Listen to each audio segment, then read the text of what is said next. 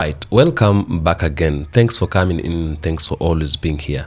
When you talk about independence of African countries, this is what we're talking about. We have a super news where we are coming across the president of Namibia, Natumbo Nandi Ndaitwa, being able to pay her Eurobond. Yeah, the country has been having Eurobond, a money that was borrowed from the foreign investors, and she has just been able to pay the whole amount today. And it is something that is very wonderful, something nice, because we've been to African countries where we borrow money and we fail to pay.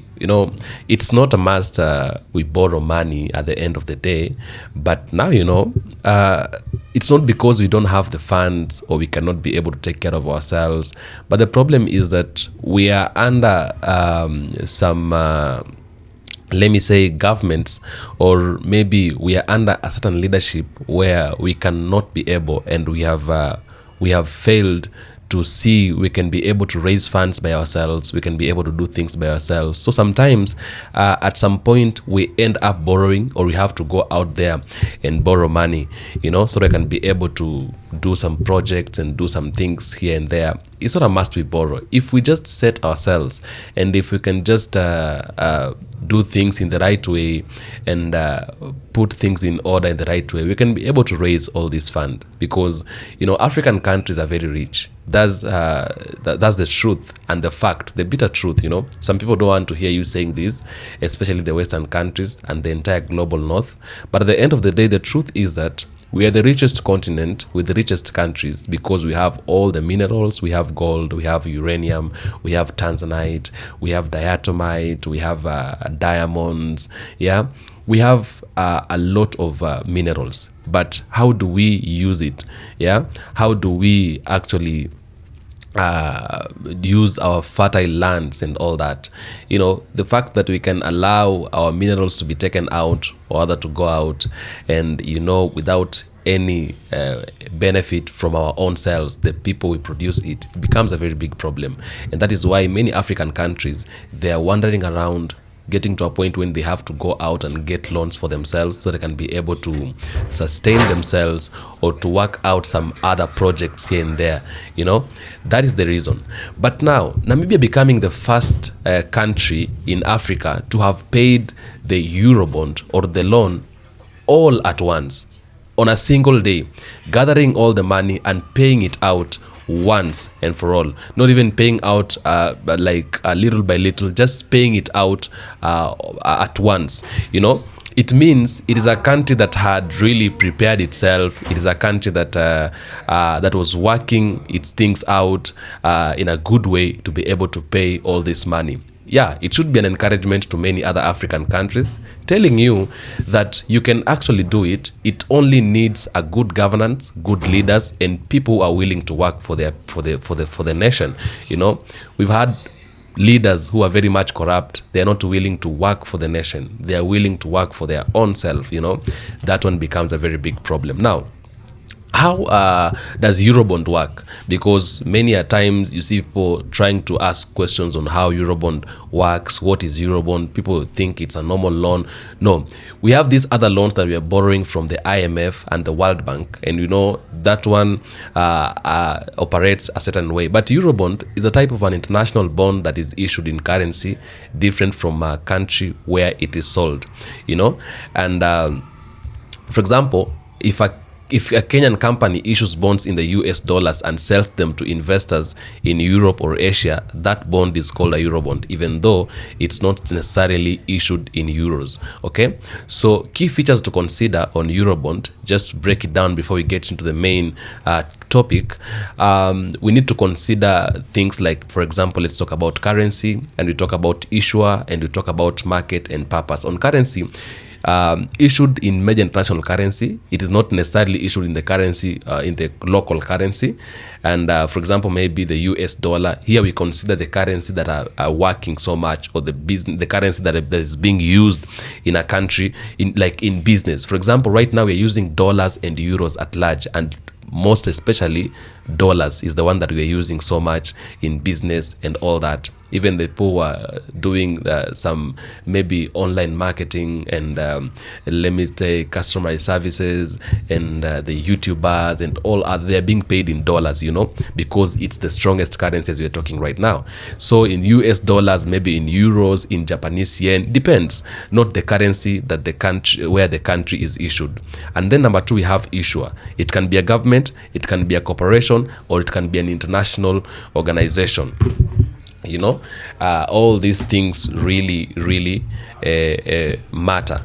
And also we have market. Now when we talk about market, we are talking about sold to investors outside the country where the currency is issued for a bond, and the purpose used to raise foreign currency for large projects, debt repayment, or national budgets. So for example, you may have borrowed money to the IMF, or rather to the World Bank, and then you have failed to pay this money, or rather you failed to accompany or acquire a lot or the required funds for you to be able to repay back the loan you borrowed from the IMF or the loan you borrowed from the World Bank.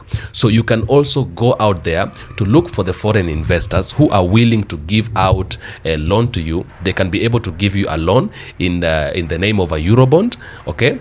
And then you can be able to come and use this money to pay another debt that you borrowed from the World Bank or you borrowed from the IMF, So Eurobond is a little bit different, and it's not easy, to borrow money to pay the Eurobond, So why the countries use Eurobonds? To access international investors and raise more money, to avoid depleting local reserves, to diversify funding sources, often because local capital markets are too small to meet large financial needs. Maybe your country cannot be able to produce or to make that money. Of course, it's just a point. But I think it doesn't really make sense in Africa, because I don't believe there is an African country that can fail to produce enough finances. They can, and it's possible.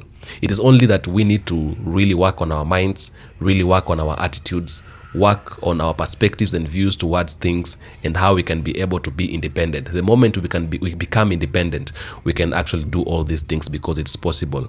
Okay.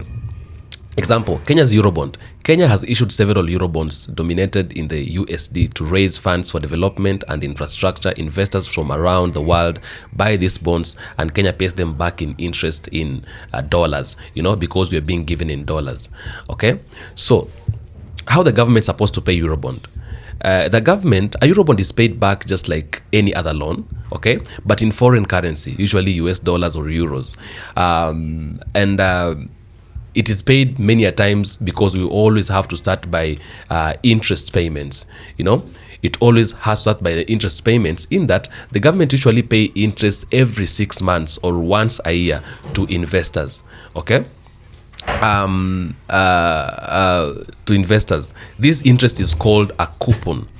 It's called a coupon. So, for example, if Kenya issues a 2 billion Eurobond at 6% interest, it pays investors $120 million in interest each year of 6%, which is 2 billion, which is equivalent to 2 billion. Okay, so 2 billion. So if you borrow 2 billion, you have to be paying back 120 million interests per year or per 6 months, depending on how you people have agreed with each other. Number 2, principal repayment. There are 2 main ways to repay actual borrowed money. Okay, and this one is the principal repayment.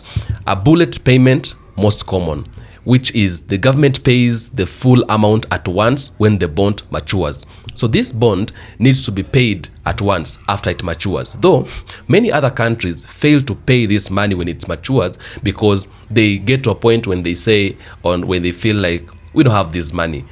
And it's not that they don't have it, they've just failed to be able to gather all this amount to pay the loan when it has already matured. Example, a 10-year Eurobond issued in 2015 would have been principal fully paid in 2025. Okay. Number 2, monetized repayment. That is less common. The government pays back in installments over the life of the bond. Okay. Number 3, where the money comes from.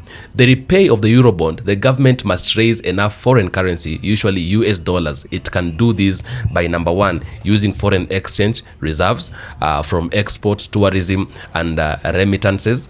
Again, we have refinancing. Refinancing is from issuing a new Eurobond to pay off the old one, called rolling over debt. Rolling over debt. So sometimes you can go out there and get another bond, like get another Eurobond from other different investors to repay the other one, maybe just in case you have failed to gather or to accompany enough money in time when the bond matures. And then we have using tax revenue converted into dollars, so you can collect tax revenue in your country enough to be able to convert it into US dollars and pay back the Eurobond, because the moment you're given the money, you're given it in in dollars or in the specified currency, then you do a change by yourself. So the moment you want to take it back, you also have to change and pay it in US dollars or in whatever the currency you are given in.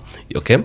And then we have getting loans from international lenders like the IMF and the World Bank. Okay. So you can also go ahead, get the loan from the IMF, you can get the loan from the World Bank, and then you can come with it and pay your bond again. Okay. Number 4, risk of default. If the government fails to pay interest or principal when due, it's called a default. That can lead to lower credit ratings. It can also lead to higher future borrowing costs, and it can lead to loss of investor confidence, pressure on the local currency. Now, let's tackle the lower credit ratings. You are given lower credit ratings, they will say now they will fail to have faith in you. They will say now this person failed to pay this money at this time. So whenever they want to give you money again, they feel like we can't really prefer this person so much. Let us prefer another country than this country, because this country, whenever they are given loan, they take some little time to pay, and that one is not a trustworthy person to be given the money. Higher future borrowing costs. Yeah, if you fail to pay the money on time, if you are supposed to be paying the installments of maybe, let me say, 6%, maybe the next time you'll be given the interest rates of 12% because they feel like this person will not pay in time. Yeah, you didn't actually prove to them you can pay in time, so next time they will tend to really put more interest rates on you. So you have the higher future borrowing costs, loss of the investor confidence, they will lose confidence in you, then pressure on the local currency. So it gets to a time when the local currency now gets pressure because you're trying to gather enough to try to bring back confidence and try to avoid having the future borrowing costs, and all that. It becomes a problem. So now, so it gets to a point when now countries that have borrowed Eurobonds, sometimes in Africa, they fail to pay. It becomes difficult for them to pay. It becomes difficult because maybe they didn't arrange themselves well, maybe they didn't plan themselves well, and it becomes a problem. But now we have a country that is called Namibia. Namibia was able to pay all the debt at once today as we are talking, and it was $750 million. Yeah, $750 million. That is a lot of money. They were able to pay it all at once. They used to pay their money, the installments, all that, and when the bond matured, they paid it. Now, I want us to break down on how Namibia was able to pay the money all at once, and that is what we need to do today, and also address why is it that other countries in Africa fail to pay, and how does it affect our countries, and is it because we are not able, is it because we don't have the capability and the potential to be able to pay our money at once, or is it because of some other things that we don't know? We're going to see it, we're going to know it right now, right here. Now, here's the breakdown of what the evidence shows about the Natumbo Nandi Ndaitwa's president of Namibia and her government were able to pay off the US 750 million Eurobond maturity at the at the coverts around the nation of paying all at once, you know. So what happened is that Namibia's government had a Eurobond of 750 million issued in 2015, okay, which had the interest rate of 5.25%, which matured on October 29th, 2025. The government announced that it had fully mobilized the funds to redeem the bond. According to the Bank of Namibia, BON, the full amount required was assembled. Yeah, the full amount, all of it was assembled. So the mobilization included asking fund built up over 5 years, reportedly accumulating something like the US 460 million plus by early 2025 towards the bonds repayment. Okay. That is what happened. Number two, a portion raised via domestic borrowing from Namibian institutions to bridge the remaining gap. For example, about the US $306 million, okay, which is equivalent to 5.7 billion Namibian money, came from the local commercial banks. And number three, we have the combination allowed the government to redeem the bond on maturity, which strengthens its reputation for honoring external liabilities. You know, so the important nouns paid at all, like all at once, as qualifies, while the bond was redeemed at maturity. Okay. Example, principal paid as a bullet payment. There are some converts at that amount. Much of the funding was accumulated earlier via the sinking fund and party via the fresh borrowing domestically. Thus, while the payment while they met the obligation, a significant portion of the payment relied on poor savings plus on prior savings plus the domestic borrowing, not fresh large external flows. You know. The payment did reduce foreign reserve buffers. For example, reserves are projected to decline 25% from which is Namibian money 63 billion to the Namibian money 47 billion by the end of 2025 as a result of this maturity. Some analysts treat that portion financed by domestic borrowing as effectively rolling over debt in one report, though the bond was redeemed. About 40% of the obligation was financed by new borrowing, so the country's debt compensation changed, but not all the external exposure was declined. In conclusion, the president of Namibia, Nandi, Ndaitwa's government was able to repay the 750 million Eurobond at maturity, thanks to President sinking fund and domestic financial arrangements. However, it was not simply a matter of writing a check quo of one pot of cash suddenly available. It was planned first mobilization of funds plus new domestic borrowing to meet the requirement. Okay. Now, that one is a report of how the government of Namibia was able to pay all the money at once, and there are many things. There are some things we also need to put down, because you know now these are things we should be addressing many a times. Like for example, this is a country, one amongst many African countries, like one of the countries amongst many that has just been able to pay the loan. Many other countries in Africa fail to pay the loan when the debt actually arrives or when the maturity arrives. And the reason is because countries don't mobilize funds, and countries fail to gather up the required amount, or maybe to mobilize the required institutions to be able to gather these funds to pay. Okay, which is that is a responsibility of the government. Let's just say that. But again, let's talk about we going and borrowing. We African countries borrowing money from the foreign companies, from the foreign institutions, and also from the foreign investors. Let's address that. Do you think as an African country, or as a country in Africa, we are supposed to be going out to borrow all this money? Does it really, do we really require to be borrowing money? Does this mean we're not able to fund ourselves or to gather enough finances to be able to build up ourselves? Does it mean that we have gotten to a point when we are that much poor to be able to go and borrow money from the IMF, to borrow money from the World Bank, to borrow money from the foreign investors in the name of Eurobonds and many others? Do we need to do that? I don't think we need to do that, because as African countries, Everybody knows by now, and everything is clear, that we've gotten to a point when we can be able to finance our own selves. We can be able to do a lot of things. The issues to be going after Eurobonds from the foreign investors, and to be going after IMF to give us some money to do and to perform our projects and all that, or maybe to be going out there for the World Bank to give us some money, or the IMF. It is, I think by now we should have gone beyond that.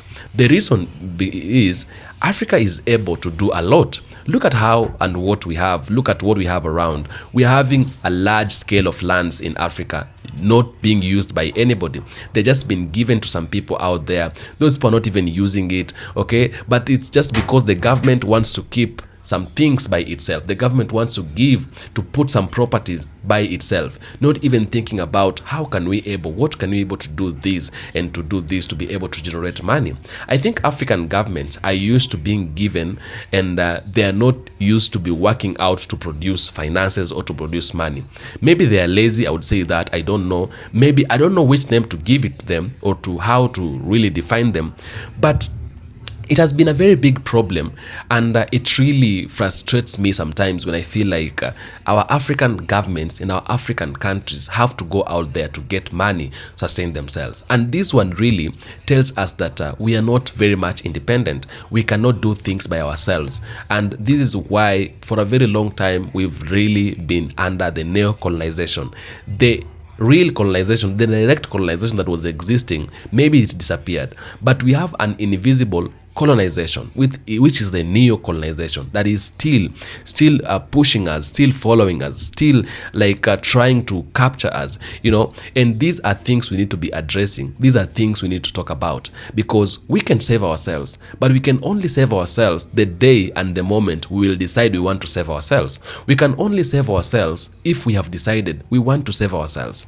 Nobody is coming to save ourselves, I saw a country like Burkina Faso trying to pay the loans to the IMF and the World Bank, and country like Niger, country like Mali, and now I can see Namibia paying the Eurobond all at once. These are the countries I've been talking about. Next country you will hear about is going to be the country of Botswana. Country of Botswana also, under Dumaboko, has been a very interesting country, and it only takes a leader who is very much like a leader who loves the people, a leader who is willing to take care of the people, a leader who is willing to focus on working for the people, not working for his own or her own stomach, a leader who is able to take care of the public funds, and a leader who is willing not to be corrupt and swipe away all the corruption cases in her or his government. That is the only way you can be able to do this.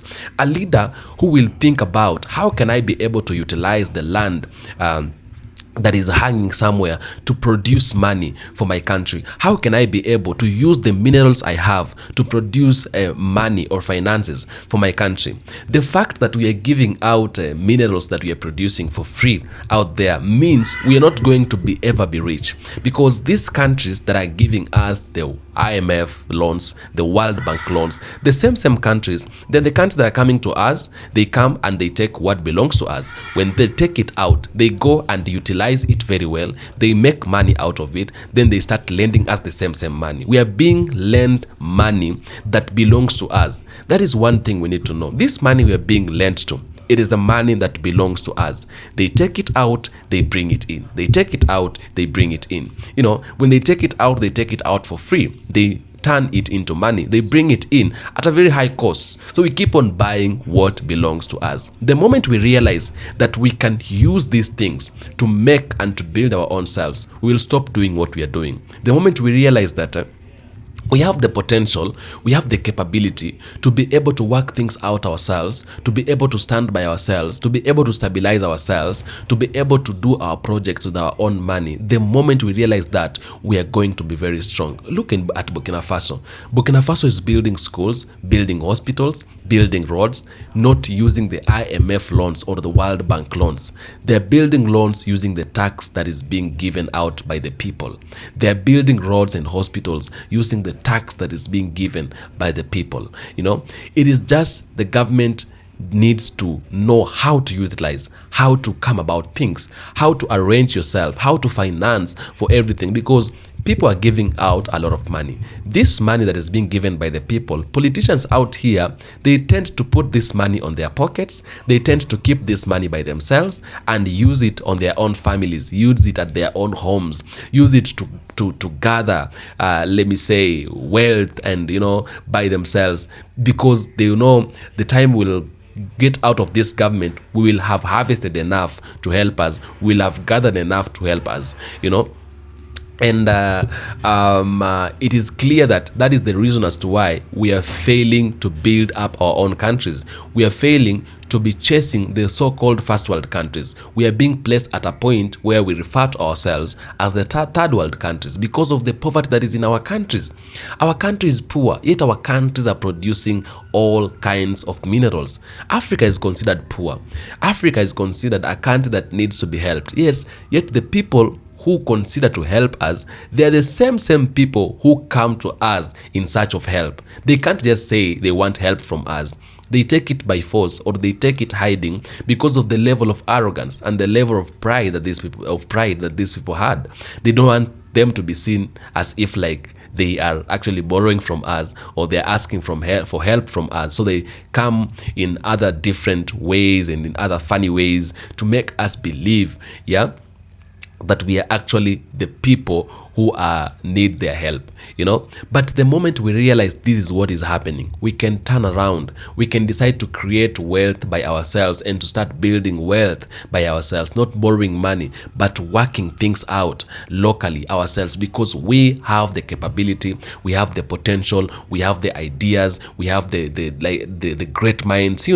Our youths are very much intellectual, they're very much intelligent. Just give them what to do. Tell them, you take this, do it. You take this, do it. And that is how we are going to generate money. Because tell me why we should be borrowing when we are having lands that are not being used. Tell me why we should be borrowing when we are mining gold, when we are mining diamonds, when we are mining platinum, when we are mining tanzanite. Tell me why we should be borrowing when we are mining iron, we are mining copper. These things we are mining, they are needed by the world to be able to sustain themselves, to be able to build their wealth. When they come to our countries, they take it for free. We don't ask for anything from them. And then when they take it from free, they go with it, they turn it into something else very fundamental, something else very crucial. Then they begin also again selling it to us at a very high cost. When they sell it to us, they don't even sympathize with us. They don't have mercy on us. They sell it to us at a high cost. We don't complain. But again, when the leaders come and they take this money, again, how do they use it?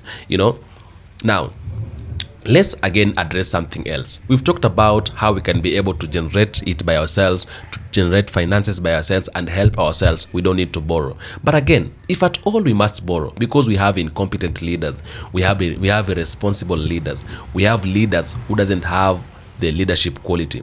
Let's now address something else. When you have borrowed this money, if at all you have to borrow, when you've gone out there, you've borrowed this money because you're fools not to be able to generate finances by yourself, yet you can be able to do that. Now the level of your stupidity has allowed you to go out there and borrow money for you to come and build up your countries, or for you to come and help your countries. Now you've borrowed this money. How is this money being used? You're borrowing money to build roads. You're borrowing money to build classrooms. You're borrowing money to build hospitals. And at the end of the day, when we go around, we cannot be able to see these hospitals. We cannot be able to see these schools. We cannot be able to see these the roads that you borrowed money to build. Can we account for every single money we are borrowing, if at all we have to borrow? Yeah, that is something else. And sometimes the poverty of Africa is being catalyzed by the Africans themselves, by the bad leaders we are having, by the incompetent leaders we are having. Because yes, the colonizers, and the Western countries, they made us, they placed us to the position that we have, to the place that we have. But can't we make corrections? We messed up around because we didn't know what was happening. We were blindfolded, we were brainwashed, we fell into their trap. And right now, we know what is really happening and what really happened. Can't we make a change? Can't we get to a point when we say, now, you did it to us, and right now we understand things we cannot allow to be carried that way anymore, and we make a change? Is it possible? Can we really do it? Yeah? Because yes, we agree and accept the fact that this and this happened to us. Yeah. But I think it's time for us to be able to make a change. Because if we make a change, it means now we have learned, and the lessons we have learned is helping us. Let us not learn from the experience, and this experience, like, let us not come across an experience and this experience not end up becoming the best teacher to our lives. Yeah. So if at all we have to borrow, then let us be able to use this money. If we are helping children, let us help children. If we are helping creating jobs and employments for our youths, let us be able to do that. If it's for building hospitals, let us be able to build hospitals. If it's building classrooms or building a hospital, the roads and all that, let us be able to do that. That is the only way we can become worthy leaders and faithful leaders and loyal leaders to the people who have chosen us to be their leaders. Now, a round of applause to Natumbo Nandi Ndaitwa. She's a great woman. She's a very wonderful woman. She's a superwoman. I really love the fact that she has been able to do all that. I really, really do appreciate and really send my thanks to her. She is a very good woman. She is a very great woman. Not like another woman in a country in the Eastern Africa. I don't want to mention her right now. I'll mention her in the next episode because I have to do a comparison. This is what we are trying to see and trying to do. And this one proves to me that leadership is not all about the gender or what. It's just about the like, bad people is an individual character. Bad people, being a bad person is just a characteristic of an individual. Yeah, as a person, it is not cannot be put as a group. If one person makes a mistake, I think it's just a personal characteristic, because we are having a woman on the other side of the shore who is looking like a butcher woman, and we have another one on the other side of the shore who is trying to show compassionate love, care, kindness to the people, and she's trustworthy. She's taking care of the people as it is required. Now, claps to Natumbo Nandi Ndaitwa. Every other leaders should copy from that example, and by doing that, we are able to make things happen in the right way. Tell me what you think on the comment section. That is just my opinion. I will do my best to make sure I read all the comments and give a response where possible. I am the African Streamline. I am Atamba Haiti from the African Streamline, and this is African Streamlines Roundtable. Don't forget to subscribe. Don't forget to share and like the video, and also don't forget to press notification bell. Be the first person to get every episode and every news as it really comes in. Until next episode, peace be with you.